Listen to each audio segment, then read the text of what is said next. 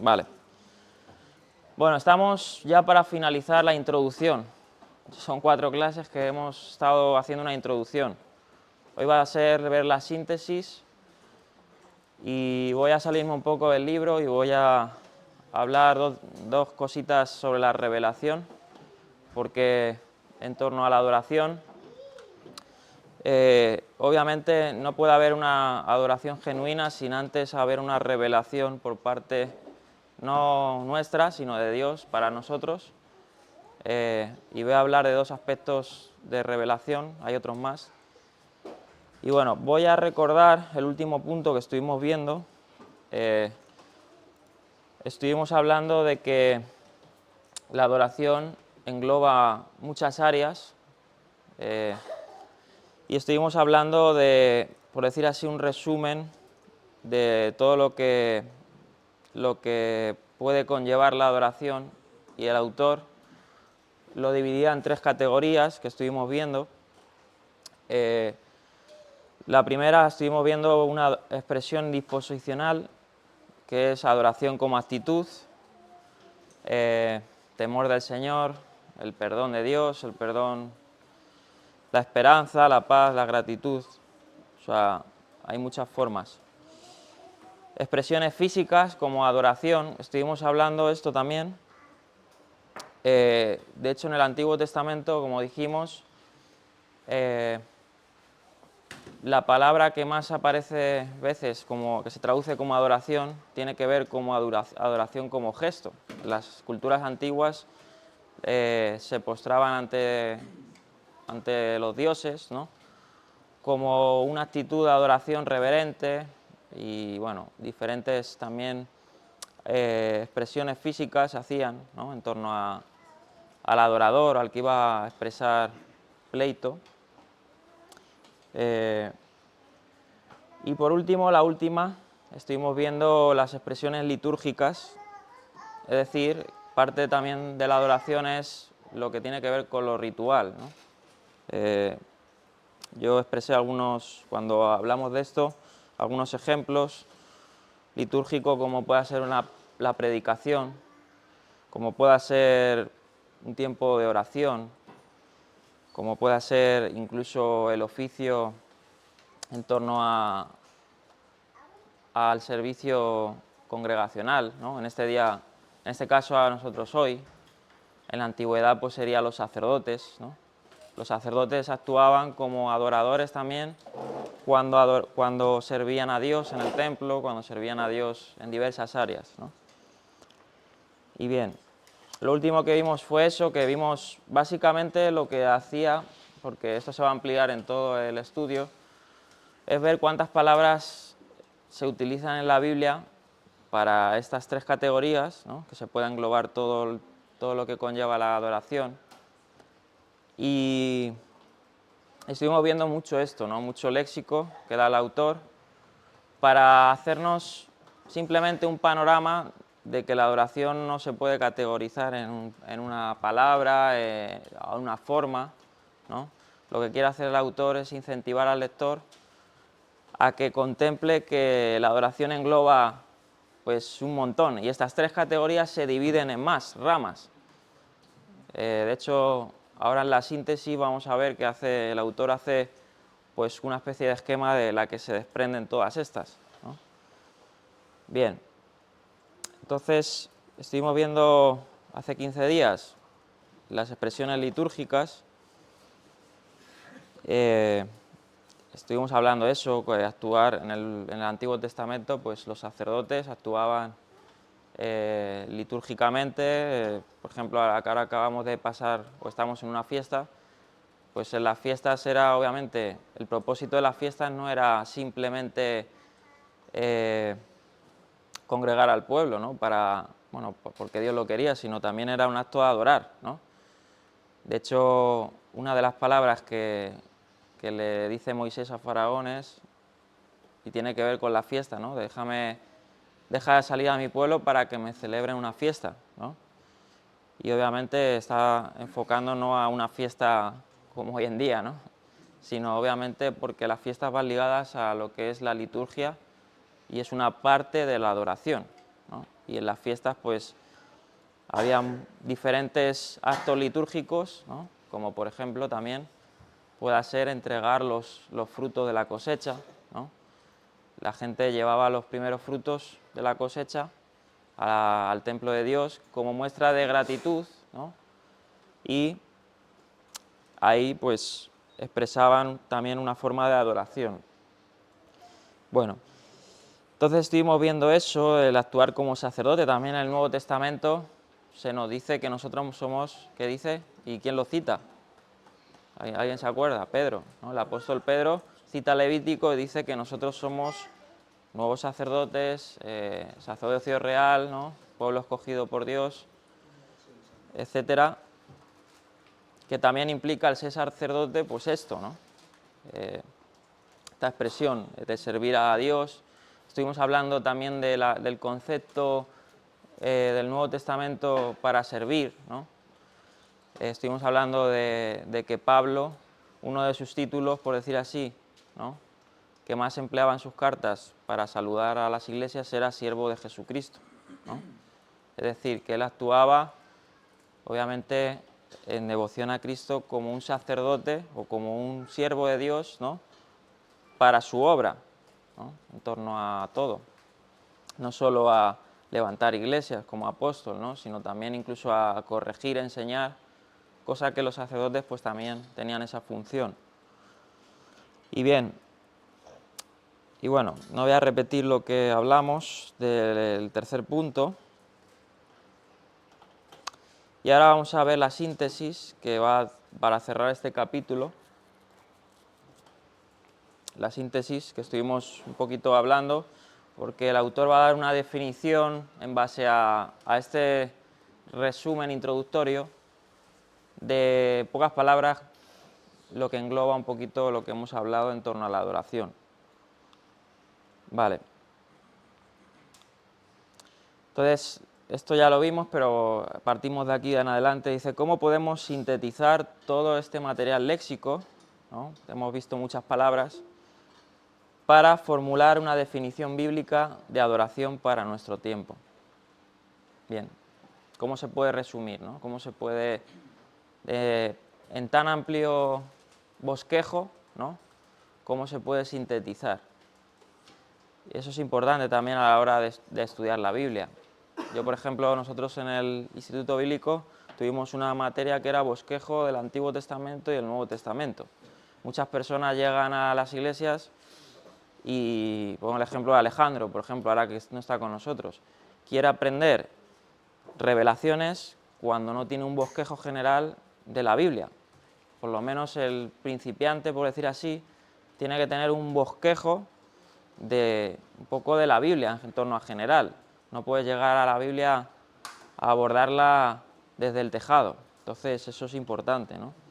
Y los bosquejos te van a ayudar para eso, y sintetizar obviamente la Biblia. Por ejemplo, ahora hago una pregunta abierta a vosotros, ¿no?, y a los que están ahí. ¿Cuál es el mensaje primordial de las Escrituras, ¿no?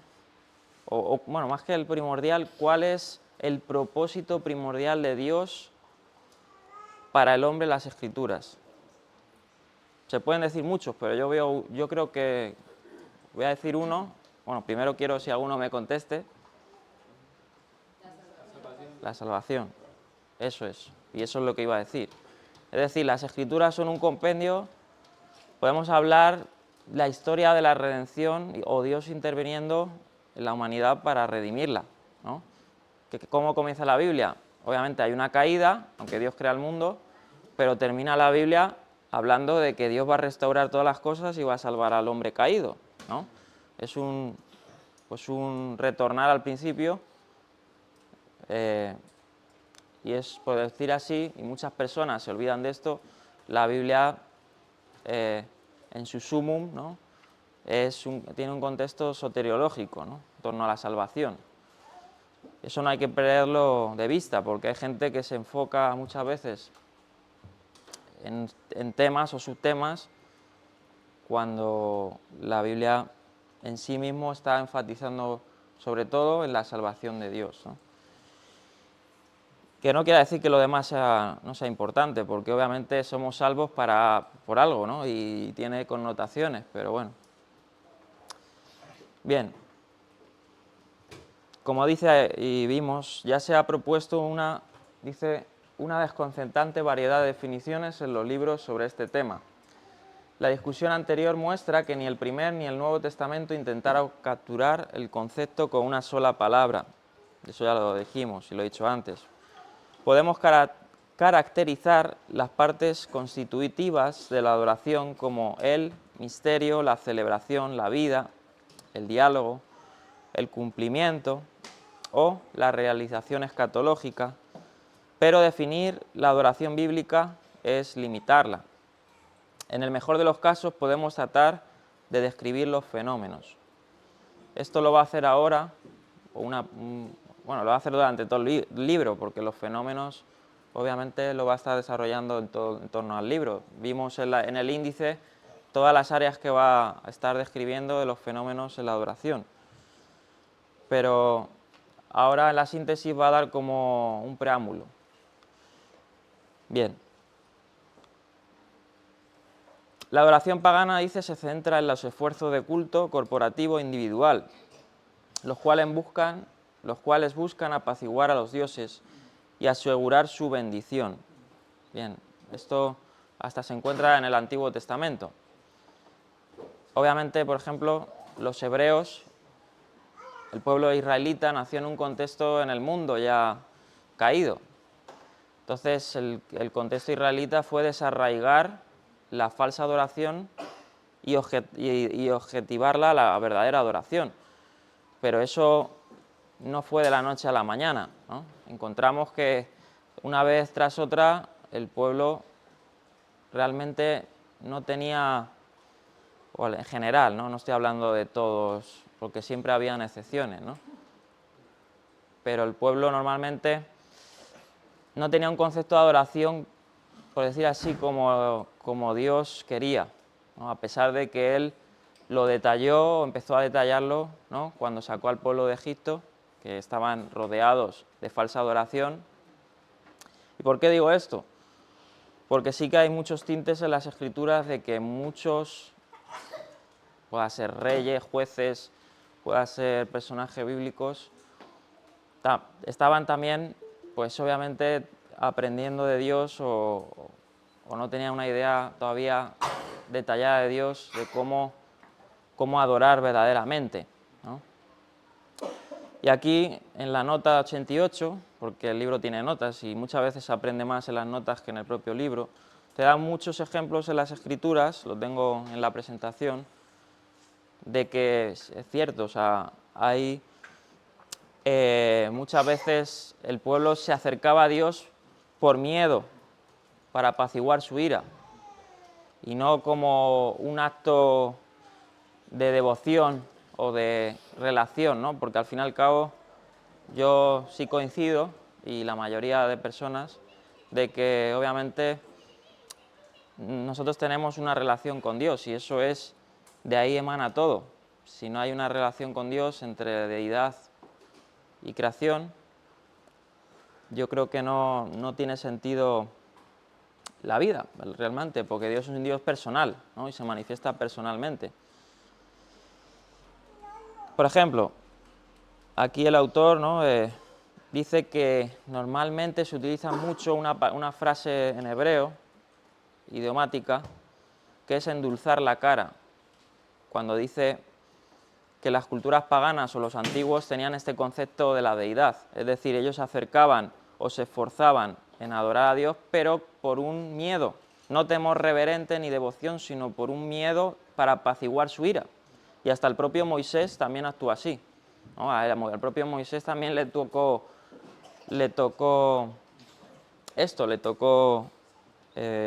aprender de Dios. Él no nació aprendido, ¿no? A pesar de que él pues fue, por decir así, una figura muy importante, también cometía errores, ¿no? Tuvo hasta que aprender de su propio suegro, ¿no?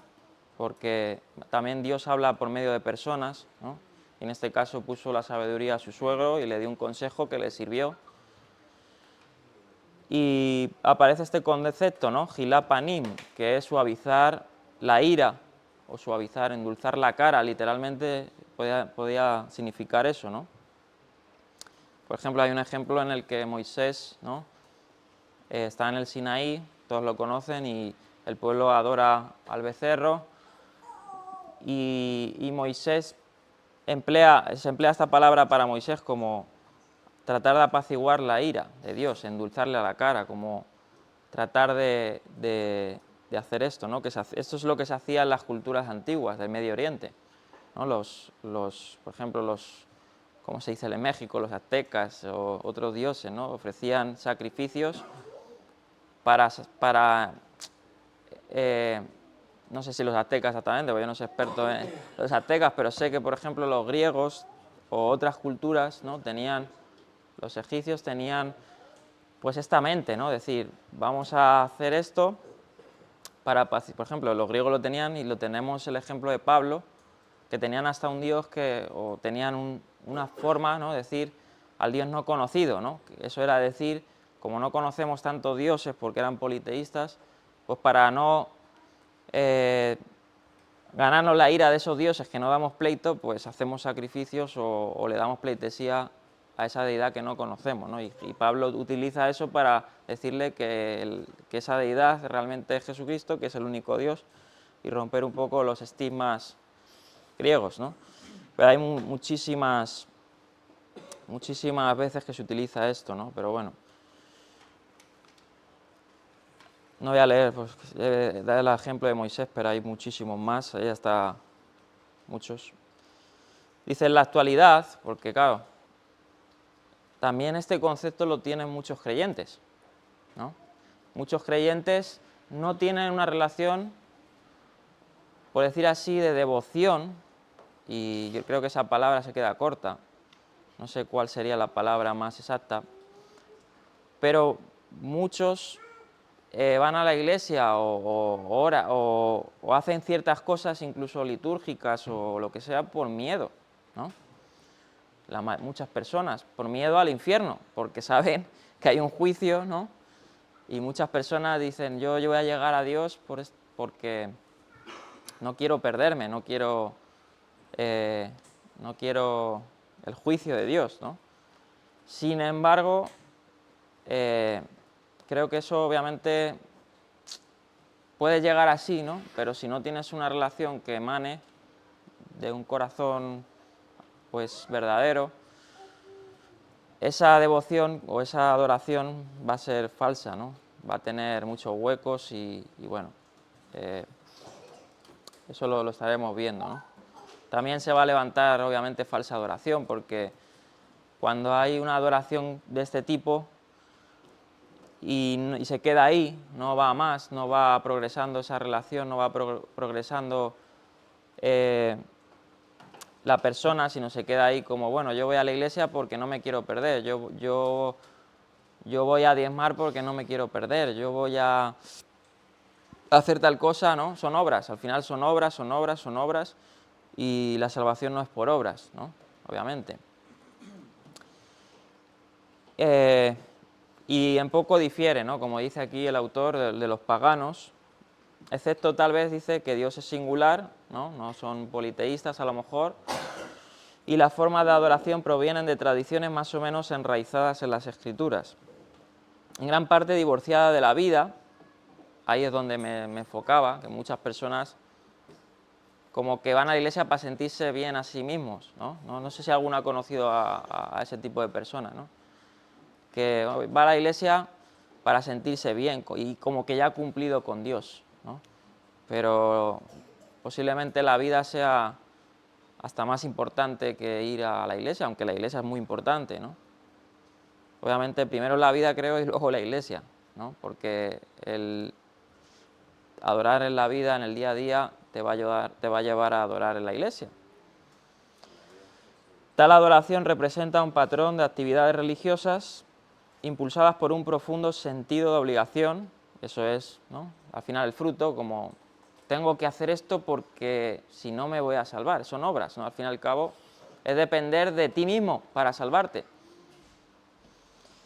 y una preocupación para ganarse el favor de Dios, ¿no? Dios desprecia ese tipo de adoración, ¿no? Que se apoye en sus fuerzas, que se apoye en sus méritos, o que lo haga de esa forma, ¿no? Como voy a cumplir con Dios para sentirme bien, o para evitarme un juicio. Esta comprensión obviamente no es bíblica, separa la adoración de la vida cotidiana y divide la existencia humana en lo sagrado y lo secular. Y esto, aquí quiero hacer un paréntesis, ¿no? Porque van todo ligado. El cristianismo tiene mucha historia, ¿no? Miles de años de historia. Y lo que trajo, por ejemplo, la Reforma, no sé si alguno lo sabe, aunque también el catolicismo lo ha implantado muy bien, es cómo llevar la vida de discípulo o la vida de adoración a la vida cotidiana, secular. Por ejemplo, Juan Calvino, él compuso un compendio que se llama, ¿cómo era? Se me ha borrado, lo tengo, Summa Theologica es Tomás de Aquino, ¿cómo se dice? Institución de la religión cristiana. Es una obra que él escribió y se la dedica al rey francés, a un rey que estaba en la época de Calvino, y él en la institución de la religión cristiana establece, en una parte que me gusta mucho, establece cómo ser siervo de Cristo incluso en el trabajo, las pautas, etcétera, y cómo también, por ejemplo, desempeñarnos, ¿no? Por ejemplo, no sé si aquí hay algún médico, hay médicos, hay abogados, ¿no? ¿Cómo podemos servir con nuestros dones, con nuestros oficios seculares a Dios, ¿no? O regularlos? Pues personas como Juan Calvino y otros más se dieron cuenta de las carencias que había en la época de esto y trataron de manifestar, pues, consejos bíblicos y para llevarlo obviamente al contexto secular, porque todo va unido, va unido lo litúrgico con lo secular, con lo personal, ¿no? Todo es adoración. Bien, bueno, y aquí nos quedamos. Para dar cuenta de las dimensiones de la adoración, este es el autor, Daniel E. Block, su área es el Antiguo Testamento, por eso nos vamos a detener mucho en el Antiguo Testamento. Dice, necesitamos una explicación mucho más completa, la de las dimensiones de la adoración. Sintetizando, en términos más simples, la adoración es la respuesta humana a Dios. Bien, sin embargo, para reflejar la complejidad de la imagen bíblica, propongo lo siguiente. Y aquí da esta definición. La verdadera adoración involucra actos humanos reverenciales de sumisión y homenaje ante el soberano divino en respuesta a su revelación amable, y aquí es donde yo voy a hacer un paréntesis, a su revelación amable de sí mismo y de acuerdo con su voluntad. O sea, es una frase, pero engloba lo que hemos venido hablando. Involucra actos humanos reverenciales de sumisión y homenaje en respuesta a que primero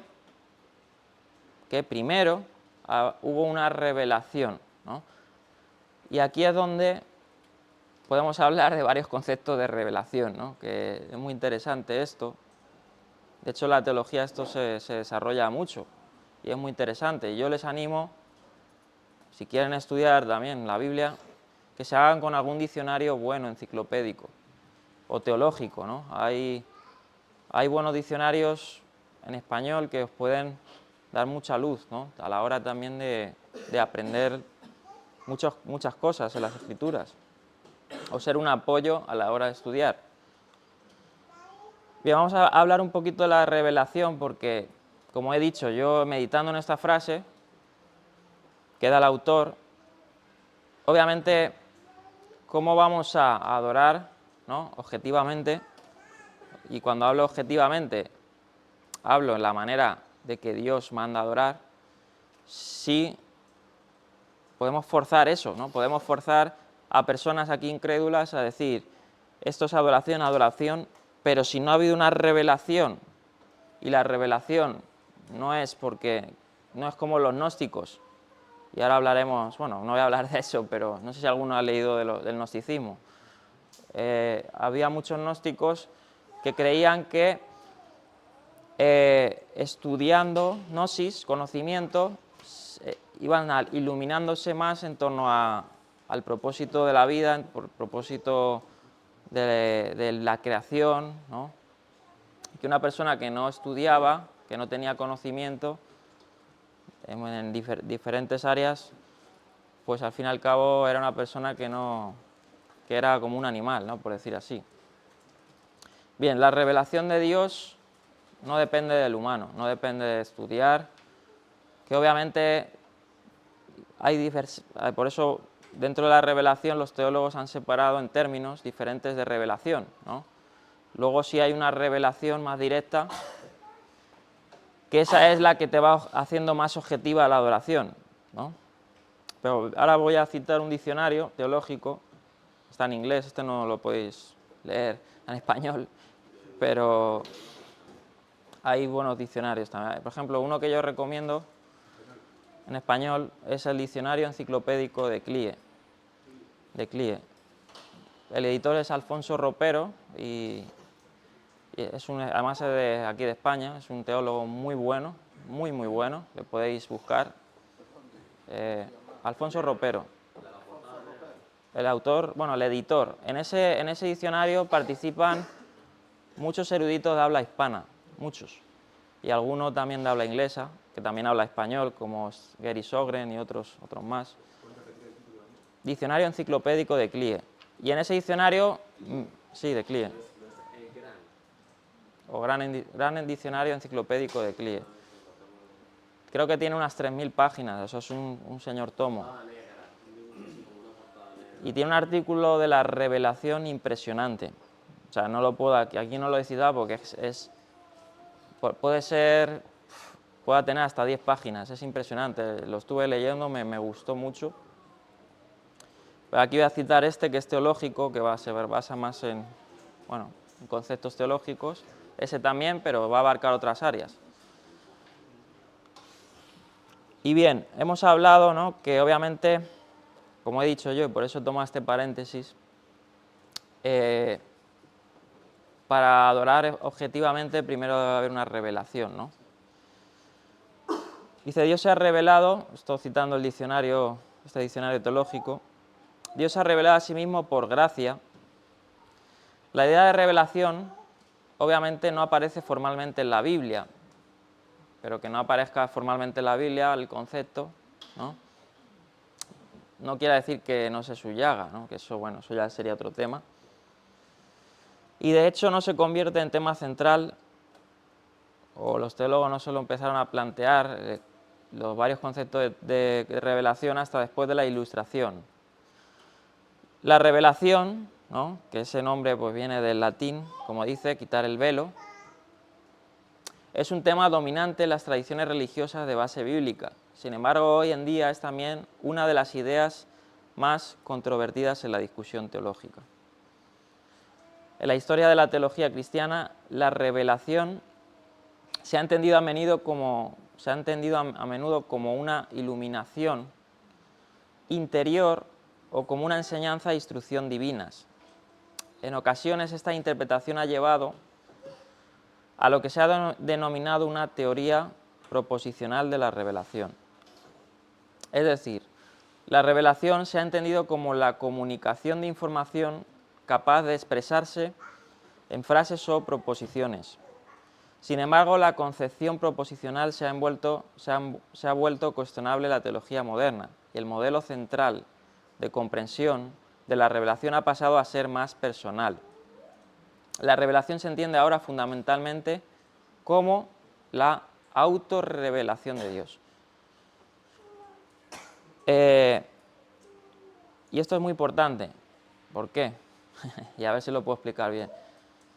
Todos sabemos que hubo unos años de oscurantismo, ¿no?, en la historia. La Biblia era para los iluminados. O sea, los que se oficiaban en la Biblia eran los que sabían latín aquellos que tenían un oficio de sacerdote o eran personas que estaban consagradas, ¿no? En este caso, obviamente, la única iglesia, por decir así, que no es exactamente lo más correcto decir así, pero la iglesia dominante era Roma. Y obviamente las personas acudían a la iglesia para iluminarse en torno al sacerdote, ¿no?, que daba la misa, y la gente no tenía la Biblia como tú y como yo la tenemos hoy, aunque aquí no veo ninguna, solo veo teléfonos. No, es broma. Entonces, en la antigüedad, muchas personas tenían este concepto, ¿no?, que solo se podía llegar a Dios con una iluminación, ¿no?, con una revelación de un sacerdote a través de la Biblia. La Biblia se veía lejana, ¿no?, se veía lejana. Sin embargo, hoy el concepto ha cambiado mucho porque, pues obviamente eso trajo, la Reforma hizo mucho bien al mundo, ¿no? Hizo mucho bien en torno a que, pues, las personas como tú y como yo pudieron acceder al conocimiento divino y pudieron acceder a que el propósito de Dios, como hemos dicho, es para salvación, y si es para salvación es, obviamente, no para salvarlo y dejarlo ahí de lado, sino para salvarlo, y el Apocalipsis termina diciendo eso, y hemos celebrado Sukkot, que es estar en una tienda, en una cabaña, y el propósito es estar conectados con Dios, ¿no? El Apocalipsis termina diciendo que ya no habrá templo, que el Señor será la lumbrera, que el Señor será todo en todos, bueno, que al fin y al cabo va a ser, pues, una eternidad no salvado ahí, dejado de lado, sino en relación, ¿no?, con la deidad, con Dios en este caso. Una pregunta, Daniel. Sí. ¿Revelación se podría equiparar a profecía? Eso es lo que voy a hablar, bueno, no voy a hablar porque es que, claro, hay tantos tipos de revelación, pero sí, claro, son una parte de la revelación es profecía. Obviamente, cuando hablamos de revelación, yo voy a hablar de lo general, ¿no?, que es el próximo punto, que creo que es lo que nos va a impulsar a ya luego a adorar objetivamente. Y dentro de eso, pues, entraría la revelación de la profecía, que son cosas más, por decir así, detalles más de Dios, más ocultos, que solo su pueblo. Ahí sí podría ser un poco el concepto más parecido a la gnosis, ¿no?, pero no es exactamente lo mismo, obviamente. Por ejemplo, hay muchos que al Evangelio de Juan le dicen que tiene este tinte, ¿no?, que como habla mucho misterio, mucho o muy profundo espiritual, ¿no?, cosa que no es realmente eso, pero sería una parte, claro, sería una parte, pero yo voy a hablar de los conceptos generales para partir de ahí, ¿no?, objetivamente. Porque yo siempre he entendido que revelación, profecía, y no sé si vas a ir en esa línea, siempre basada desde la propia palabra, ¿no? Entiendo, ¿no? Porque Sí. la gente piensa que profecía es saber el futuro, No. Yo creo que siempre revelación. Yo voy a hablar de la palabra, pero quizás hay un punto que no es propiamente que emane de las Escrituras. Vamos a ver, Pablo la menciona, dice que todos han conocido a Dios, pero a lo mejor no todos han conocido su palabra. Entonces, es un aspecto de la revelación que vamos a ver ahora, la próxima. Pero esto he hecho un resumen de un artículo muy largo. Bien, es en primer lugar, para cerrar este inciso de revelación, y el que quiera saber más, pues que se compre un diccionario de estos o les pueda pasar el artículo en internet, pues hoy en día. El negro está en 100, el otro que es ilustrado está en 50. No, el negro bueno. El negro me... La diferencia es el negro bueno. Uno es gris y el otro es azul de la piel. Vamos a seguir. Es en primer lugar el don del propio ser de Dios, y solo en segundo lugar es el despliegue iluminativo o propositivo del acontecimiento fundacional de una autodonación divina. Un poco ahí enrevesar el lenguaje, ¿no? como hemos dicho, y ha dicho el autor, o sea, al fin y al cabo es una revelación, por decir así, por gracia, ¿no? No sé cómo lo ha dicho. Bueno, en sus palabras, ¿no? Es decir, es un don de Dios, eso no proviene de nosotros, la fe es un don de Dios, ¿no? Y por la fe uno va conociendo a Dios, ¿no? Dice la palabra que sin fe es imposible agradar a Dios, y la fe no es por nosotros, ¿no? Y en segundo lugar luego va a ser eso, el despliegue iluminativo, porque Dios no se va a quedar solo en decir, bueno, yo existo, mira, heme aquí, ¿no? Porque hoy en día la gente dice, yo creo solo si Dios me viene y me lo dice y se presenta ante mí, ¿no? El tema es que la revelación de Dios ha puesto en cada ser humano, y lo hemos dicho antes, porque todo ser humano no se sacia con nada. O sea, todo ser humano ha sido creado para adorar desde la creación. Y por eso siempre va a tener un hueco, ¿no?, en su vida, porque esa imagen y semejanza que fuimos creados para adorar a Dios, ¿no?, para parecernos a Dios, ¿no? De hecho, eso es lo que va a hacer el Mesías cuando venga, ¿no? Dice que nos hará semejanza suya. Obviamente, no en sus mismos esplendor, ¿no?, pero sí que podremos disfrutar de muchas más cosas que este cuerpo limitante nos da por el pecado, ¿no? Entonces, esa iluminación es lo que le falta a muchas personas, porque al fin y al cabo en todo ser humano hay un hueco, ¿no? Un hueco, podemos decir, divino, ¿no? O un vacío, un vacío divino. Y todo ser humano, al fin y al cabo, a pesar de que se dicen ser ateos o agnósticos, algunos siempre ha dudado, ¿no? Ha dudado. Y ya la duda, o sea, de si hay algo más de que esta vida, pues eso indica ese hueco, ese vacío, ¿no? Como dice aquí, la revelación no es en primer lugar el descubrimiento de verdades ocultas, de información, inaccesibles a la razón y a la experiencia ordinaria. Esa idea gnóstica, por tentadora que haya sido, desde los inicios de la historia del cristianismo, trivializa la idea de revelación, haciendo que apele más a la curiosidad que a nuestra necesidad de transformación y esperanza. Si Dios se revela al hombre, no es con el propósito de separarlo o hacerlo superior a los demás hombres en estatus cognitivo o tenga algo especial en eso. Si nosotros tenemos algo especial es por gracia, pero por un propósito, como dice, para ser transformados y para darnos una esperanza, ¿no? En lugar de eso, revelación significa, dice, autodesvelamiento y autodonación de Dios. Como Karl Rahner, que era un sacerdote alemán, ha insistido a menudo, la revelación es fundamentalmente la comunicación del misterio de Dios al mundo. Esta autocomunicación divina influye en el mundo en cada fase de su devenir y no solo dentro de los confines del mundo bíblico. Bien, esto es lo que voy a hablar ahora generalmente, lo que he dicho antes. La revelación es la efusión continua del amor creador y formador de Dios en el mundo entero. En ese sentido tiene un carácter general, ¿vale? O sea, Dios es amor, lo sabemos, el propósito de Dios es que ninguno se pierda, que todos se salven. Dios tiene ese carácter primordial, general. Dice, así la idea de revelación en la teología contemporánea tiende a converger con el tema bíblico de la creación. La creación misma es ya la autorrevelación de Dios.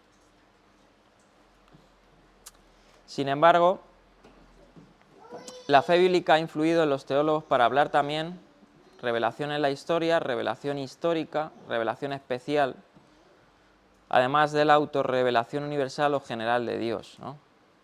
Y podemos hablar de que uno parte para enfocarse en la adoración, en que primero tiene que tener una revelación general, ¿no? Los tres teoremas, o cómo se dice, las tres preguntas que todo humano tiene, ¿no? ¿Por qué, para qué y dónde? O, ¿no? ¿Cómo es? ¿Cómo, por qué y para qué? ¿No? O sea, al fin y al cabo, ya desde los filósofos incluso antes, ¿no? Estaba esas preguntas, ¿no? ¿Por qué existimos, ¿no? ¿Qué somos, ¿no? Y a dónde vamos o qué propósito tiene la vida, ¿no? Bueno, Dios obviamente se revela primeramente generalmente, ¿no? Como una autorrevelación, podemos llamar general, ¿no? De quién es Él, que obviamente pues ha sido creado, ¿no? O sea, es decir, somos criaturas, existe un creador, y ya de partir de ahí, de esa revelación general, ya empezaríamos a hablar de revelación especial, ¿no? Y bueno, que lo tengo aquí desarrollado, pero no lo voy a hablar. Por ejemplo, de revelación general, hay muchos textos que hablan de esto, se subyace de la Biblia, como he dicho, Romanos 1:20, ¿no? Dice, su eterno poder y deidad se hace claramente visible por medio de la creación, ¿no? Dice esto Pablo, de manera que ninguno puede decir que no ha conocido a Dios, ¿no? Porque Dios se ha mostrado visible, ¿no? Y obviamente eso es palpable, a pesar de incluso a que haya ateos y todo, pero el mundo tiene un orden, el mundo tiene pues todo una serie de factores que el azar no lo puede dar. O sea, le gusta a quien no le guste, ¿no? A pesar de que haya muchas explicaciones para hablar de ese azar, cómo ha surgido, pero son teorías que al fin y al cabo no sacian todos los huecos, ¿no? Lo que puedes hacer todos los huecos es que obviamente estamos aquí por algo, no por azar, o sea, es decir, objetivamente somos creados por Dios, somos creados obviamente para Él, por un propósito, y ese propósito nos va a llevar a, cuando muramos, pues obviamente que haya una esperanza, ¿no? Y revelación especial, pues de ahí partiríamos a lo que ha dicho Néstor, aunque lo que ha dicho Néstor podría ser una revelación ya más avanzada, ¿no? De profecía o de cosas, pero bueno, en general toda la palabra es profética, toda, toda, ¿no? De hecho, podemos decir que nosotros tenemos el nivel más alto de profecía los que creemos en Cristo, porque al fin y al cabo todo señala a Él, ¿no? Todas las escrituras señalan a Él y todas las profecías se enfocan en cierta manera en Él, ¿no? Porque para Él y por Él, para Él, ¿no? Y por Él fueron creadas todas las cosas. Bueno, voy a pasar a este punto porque tenía desarrollado estos dos puntos que son muy interesantes, pero no nos vamos a enfocar aquí. Entonces, vamos a partir ahora a describir un poquito los fenómenos de la adoración, a ver si podemos terminar ya el capítulo. ¿Cuánto nos queda? Vale, nos quedan 15 minutos, creo, o menos. Entonces lo voy a hacer muy rápidamente.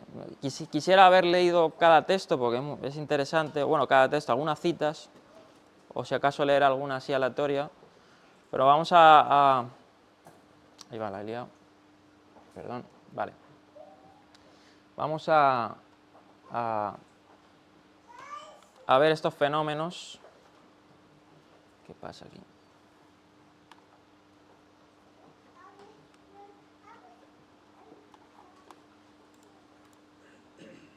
Vale, ya está. Bien, primero, las escrituras piden adoración que sea verdadera en oposición a una falsa. El próximo capítulo va a ser todo enfocado en esto. Y a mí me ha gustado mucho. A pesar de que yo he estudiado un poquito, en su día hice algunos artículos de la idolatría, pero el tema de la idolatría es bastante extenso. En las escrituras un montón de veces habla de la falsa adoración, ¿no? Como dice, y como hemos dicho, todos adoran. Al fin y al cabo, el que no adora a Dios, adora a otro Dios, el que no adora a otro Dios se adora a sí mismo, ¿no? Etcétera. Todos viven para algo y por algo. El problema es que no todos adoran verdaderamente, dice el autor. Aquellos que dirigen su adoración a dioses que no sean el Dios revelado en las Escrituras o que adoran al Dios viviente de forma contrarias a las reveladas, adoran falsamente, obviamente, ¿no? Por ejemplo, ahora, por eso digo, de la adoración general, ya vamos a la revelación especial, más enfocada en adorar verdaderamente. Ya sea que interpretemos la obediencia delante del Señor en la conducta cotidiana, desde el punto de vista cultico o ético, o caminar delante de Él en verdad, fidelidad, con todo nuestro corazón, mente y ser, exige integridad, consistencia entre la confesión y la práctica y la coherencia entre lo que Dios busca y lo que presentemos, ¿no? El Shema es, por decir así, un resumen que lo estuvimos hablando y de hecho el autor va a hacer un gráfico ahora del Shema, hablando de las 3 categorías de la adoración que se pueden subyacer en el Shema, porque el Shema te dice: amarás a tu Dios con todo tu corazón, mente y recursos, ¿no? O vida, ¿no? Porque el tema de esa palabra mente, que lo utiliza Jesús, ¿no? La palabra, creo, metanoia, como un equivalente a alma, ¿no? O a vida, o al corazón. Eso lo podemos hablar más tarde. Bien, eso sería el primer fenómeno, que es una adoración verdadera, obviamente, partir de ahí. En segundo lugar, la verdadera adoración implica respeto reverente. La adoración de hoy a menudo carece de seriedad y solemnidad apropiadas para la ocasión, y el auditor divino nos invita a una audiencia con Él. En la adoración israelita, la preocupación por la reverencia se expresó a través del diseño del tabernáculo y el templo, y por la vestimenta de los sacerdotes, que estaba destinada a promover la dignidad, kavod, y la belleza real, tiferet. Obviamente a promover el qué, promover quién es Dios, ¿no? O sea, obviamente nuestra adoración no es en base al miedo, como dije, es en base a un temor reverente, porque cuando nosotros comprendemos quién es Dios, vamos a temerle y vamos a darle una devoción reverente, no en el sentido solo de miedo, sí de respeto, ¿no? Porque obviamente no nos podemos acercar como los hijos de Aarón, ¿no? De cualquier manera, pero sí con una magnitud de quién es Él, ¿no? Y, por ejemplo, muchos símbolos como las vestimentas de los sacerdotes, ciertas cosas eran para hacer ver al pueblo que Él es santo, ¿no? Su carácter es santo, y la adoración va a implicar un temor reverente ante su presencia. La verdadera adoración no necesita ser sin sentido del humor, pero tampoco puede ser casual o ligera y poco seria, ¿no? Tampoco vamos a ser robots. Tenemos emociones, ¿no?, en la adoración y muchas cosas, pero todo con su medida coherente. Tercero, la verdadera adoración es una respuesta humana, como ha dicho antes. Las Escrituras, y esto lo hablará creo en el 3er capítulo, 4 también, las Escrituras nos informan que las criaturas angélicas adoran a Dios por sus palabras y también por sus acciones. De hecho, es curioso que aquí da el ejemplo de Isaías 6, ¿no? Y si leéis ese pasaje ahí, creo que es una visión que tiene Isaías, ¿no?, si no mal no recuerdo, que interactúa, por decir así, con Dios, ¿no? Se ve a sí mismo como ante Dios o ante su altar, ante su templo, ¿no? Habla de que sus faldas llegaban, se arrastraban, creo, por el altar, ¿no?, o por el templo, no me acuerdo. Y dice que un serafín coge un tizón, ¿no?, del altar y le quema, creo que la boca, ¿no? Creo que es los labios. O sea, los serafines, los ángeles, como dice aquí, también responden con una verdadera adoración, no solo por sus actos, ¿no?, sino por sus propias palabras también, ¿no? Y el universo entero está involucrado en actividades de adoración. Eso creo que algún pasaje lo vimos, algún salmo que habla de esto, ¿no?, de que la creación alaba.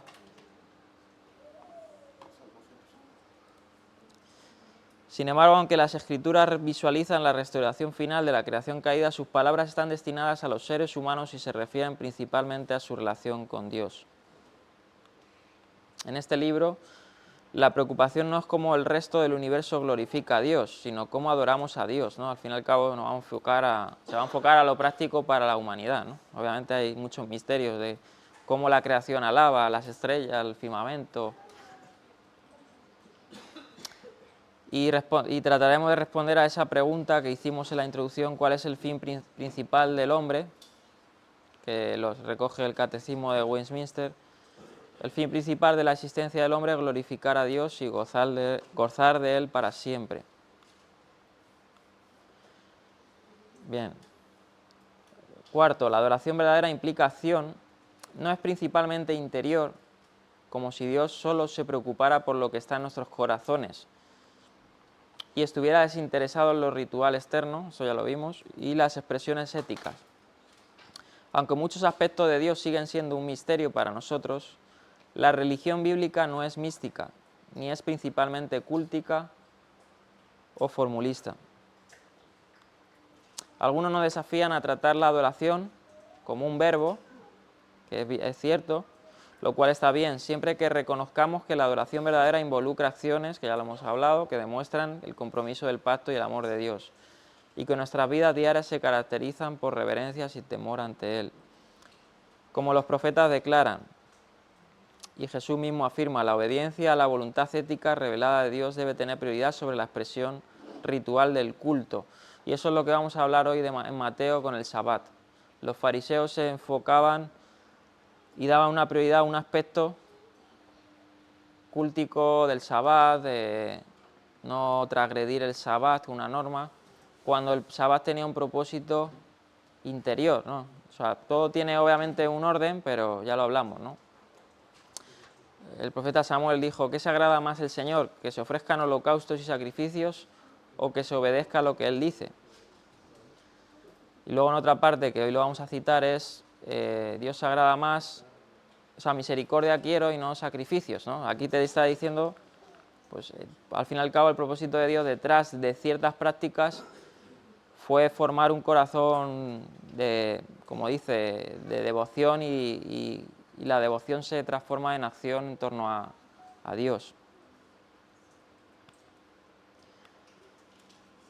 Bien, yo creo que lo vamos a dejar aquí, que me gustaría haber terminado. De hecho, he hecho unos ejercicios, pero bueno, esto lo terminaremos en 15 días, pues ya es tarde. Y va a haber unos ejercicios, que son estos, son 7, pero esto lo encargaré, los he hecho yo en torno a este material, pero bueno, eso lo dejaremos para en 15 días. ¿Veis? Aquí, por ejemplo, está el esquema de cómo se dividiría estas 3 categorías. Luego va a desarrollar las 3 categorías recogidas como en el SEMA, que es interesante. Y bueno, y luego este capítulo que vamos a ver es ya irnos más enfocando, ¿no?, en el objeto de la adoración. Vamos a hablar de los nombres de Dios, vamos a hablar de la falsa adoración. Luego vamos a hablar de la revelación de Dios más en torno a la deidad, ¿no? Ahora tocaremos, como digo, los atributos de Dios, los nombres de Dios. Seguramente toquemos también un poco de cristología, de quién es Cristo, etcétera. Pero bueno, lo vamos a dejar aquí. No sé si alguno quiere comentar algo para terminar. En cuanto al primer punto que comentaste, de la adoración, es el miedo del ser humano el que le lleva en parte. Vale, te escuchan, pues, luego no se escucha. ¿Es el micro? Ah. Pues yo en parte puede ser alguno de los elementos, pero yo lo hablo a título personal, ¿no? Yo creo que yo busqué a Dios buscando una esperanza. Y pienso también en el pueblo de Israel, cuando salió de Egipto. Yo creo que no salió por miedo a Dios, yo creo que salió por una esperanza que tenían de una nueva vida, ¿no? Habrá muchas personas que van a los pies del Señor por miedo. Yo no lo veo de esa manera. Ya lo digo, personalmente, yo fui y busqué y busco de Dios porque tengo una esperanza, tanto de mi vida espiritual como de mi vida eh, emocional y física, ¿no? Entonces eso es por añadir algo, ¿vale? Sí, obviamente, a ver, nosotros cuando llegamos a Dios, llegamos como niños, buscamos, obviamente, su esperanza, la esperanza de gloria, ¿no? De Dios. Pero luego vamos madurando, ¿no? Vamos a ir madurando y vamos a ir eh, contemplando ciertas áreas que al principio pues no veíamos de Dios, ¿no? Y eso es lo que va a ser la adoración, que al fin y al cabo parte de la adoración es esa, es obviamente tenemos una esperanza, adoramos por eso, pero luego vamos a ir viendo que hay más aspectos y que, y que esos aspectos también son parte de adorar y que bueno, que va a abarcar pues muchas cosas, no solo esperanza en el día mañana, ¿no? Sino en esta vida también. Yo creo que la adoración es un proceso que muchas personas pueden llegar a empezar a conocer a Dios por miedo, porque yo tengo la Claro. experiencia de mi hermana y el caso mío, cuando empezó el tema de la pandemia, pues claro, o sea, todo el mundo estaba con que qué va a pasar, que va a venir el anticristo. Entonces uno se empieza a buscar más, o sea, yo no me quiero quedar, Sí, a mí me ¿sabes? ha pasado eso también. Entonces, claro, ¿qué pasa? Que es un proceso, porque yo creo que cuando más adoramos, o sea, llegamos a esa adoración, no a la perfección, pero en la madurez, es porque tenemos ese conocimiento. Claro. Porque nosotros no podemos adorar a alguien, a Dios, si no le conocemos. Entonces nosotros adoramos según la luz que tengamos, según el conocimiento. Y cuando yo llegué en las raíces hebreas y cuando empecé a ver, me costó un tiempo poder entender, comprender, 3 años de hecho. Mi hermano estuvo allí una y otra vez, pero cuando tú ya empiezas a buscar y a tener ese conocimiento, te das cuenta que como criaturas vas buscando algo más, como adorar mejor, ¿sabes? Claro. Como niños, cuando tenemos hijos, nosotros ponemos nuestra forma de respeto en la casa, ¿verdad? Claro. Entonces, claro, es así también que Dios nos enseña poquito a poquito, no de una. Entonces, Claro. la adoración es un proceso. Yo cuando llegué a esto, yo lo hice por miedo. O sea, yo no me quería perder, yo no Claro. quería... Entonces, cuando vos vas viendo y te das cuenta que Dios Pero no te está... quedaste ahí, ¿no? Claro, no. Y cuando ya Dios te muestra que es su misericordia, que te está abriendo su amor, que te está mostrando lo bueno que te puede dar, entonces tú ya lo haces con un placer, con un gozo, ya no es por miedo. Claro. Entonces yo creo que es un proceso. Cuando nosotros enseñamos a nuestros hijos, no mientas porque esto está mal, o tienes que ser empático, o tienes que... le enseñas cosas buenas y en principio ellos lo hacen con un conocimiento, mi madre me lo dijo, pero cuando van creciendo, eso ya directamente está en ellos. Claro. ¿Por qué? Porque ya lo aprendieron de su padre, lo vieron. Entonces yo creo que nosotros también como hijos de Y Dios es somos natural, así. es algo natural. Y ya lo que no es Exactamente. natural es la otra parte. Pero sí es verdad que muchas personas por miedo, porque hay gente que por el infierno mismo, ¿verdad? No sé cómo Dios, porque yo no me quiero ir al infierno. Pero como dices tú, no quedarnos allí, sino estar subiendo ese escalón de adoración y de poder hacerlo con placer. Claro. Con un placer, con una alegría, con un gozo, con algo más de tu interior, comunicarte directamente con el Padre. Es verdad, no se puede escribir. Ahora que se ha el tema del miedo, yo, por ejemplo, cada testimonio es un mundo, pero yo, por ejemplo, que he vivido de una vida loca, antes de conocer a Dios, pues claro, hablando de la revelación, en el momento que Él te revela toda la mugre por la que has pasado, pues evidentemente yo sí que sentí miedo, en el momento o sea, miedo a no volver a caer en lo mismo, miedo a no volver a la vida de antes, ¿no? Cuando Él te revela y te hace ver lo mal que has estado, ¿no? Y pues bueno, en mi caso yo sí que no lo había visto nunca así hasta que lo ha dicho Dani, ¿no? Hasta que lo ha dicho Omar, pero en mi caso sí que... Incluso yo aún todavía sigo teniendo miedo, ¿no? En el sentido de volver a la vida de antes, ¿no? Volver a caer en el viejo hombre, ¿no? Entonces...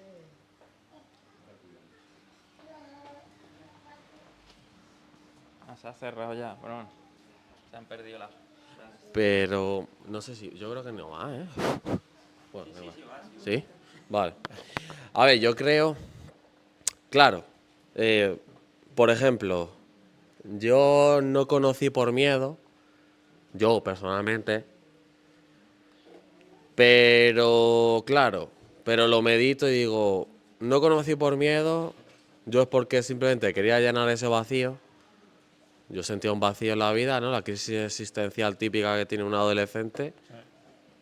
Y bueno, pues terminé, ¿no? Por aquí.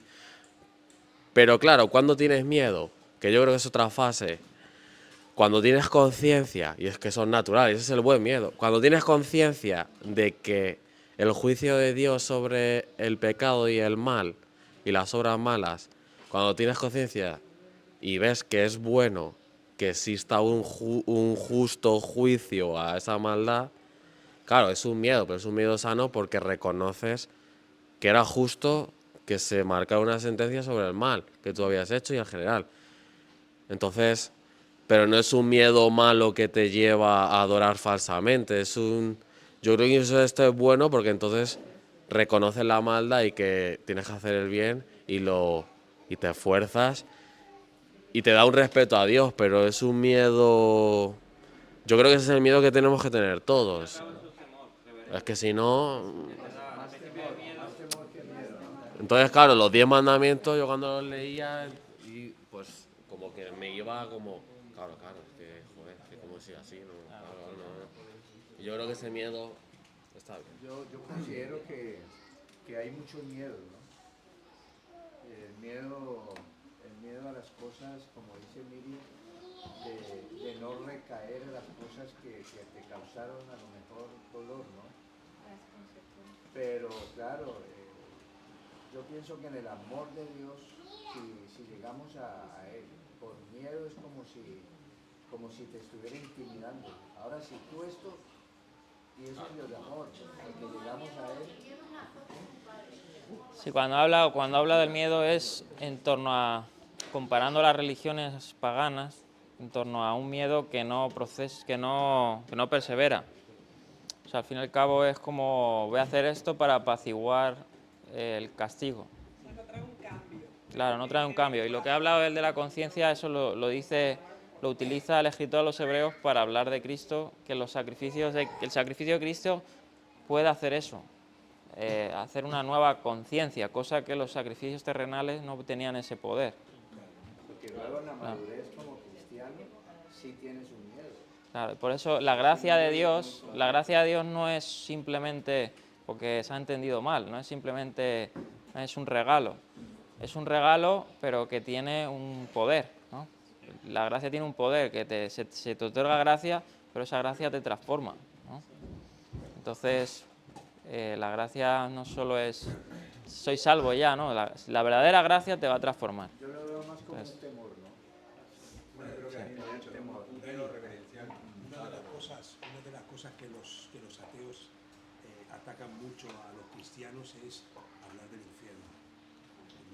Cuando se habla del infierno dicen, mira, ves, estáis metiendo miedo, ¿no? Claro, Estáis queriendo coger gente para vosotros porque les metéis miedo de que el infierno, de que no sé qué, de que no sé cuánto. Entonces es una de las cosas que los ateos utilizan mucho cuando se habla del infierno. Cuando se puede hablar del evangelio no se tiene que hablar del infierno, se puede hablar de la gracia de Dios, del amor de Dios, de cómo Dios nos va transformando, de cómo cuando uno busca el bien para su propia vida, al final, como me pasó a mí, te encuentras con Dios. Y fíjate que el que más habla del infierno en las escrituras es Jesús y se lo habla a los religiosos. Cuidado. O sea, no se lo dice a la pecadora del flujo de... Normalmente es cuando hay un público y ve conductas que son falsa adoración, ¿no? Entonces es curioso, ¿no? Que no está mal la evangelización, la típica, ¿no? Que va un hombre a la plaza, estáis todos perdidos, porque eso lo hizo de cierta manera Juan el Bautista, ¿no? Pero quizás haya otras formas, ¿no? Hay que decir la verdad, pero muchas veces se puede llegar al perdido. A lo mejor Juan el Bautista, en su contexto y en su época y al público que se lo estaba diciendo, sí venía bien que le dijera eso. A lo mejor tú te pones en la Puerta del Sol. Bueno, de hecho, otro público, por eso digo que además las palabras... Renta que Claro, las palabras de Juan, arrepentidos porque el reino de los cielos se ha acercado, pero luego las palabras más fuertes son a los religiosos otra vez. Le dice víboras, le dice de todo. Claro, entonces, bueno, vamos a dejarlo aquí, pues se nos ha ido el tiempo. Quisiera haber acabado esto para empezar el 2, pero no ha podido ser. A ver si ya acabamos en 15 días y ahora sí vamos a ir como describiendo los fenómenos que todavía no hemos terminado y comenzando con como he dicho, viendo la falsa adoración y luego lo que va a hacer el autor es ya objetivarse a la verdadera adoración en todas sus facetas. Entonces, bueno, pues vamos a tomar café.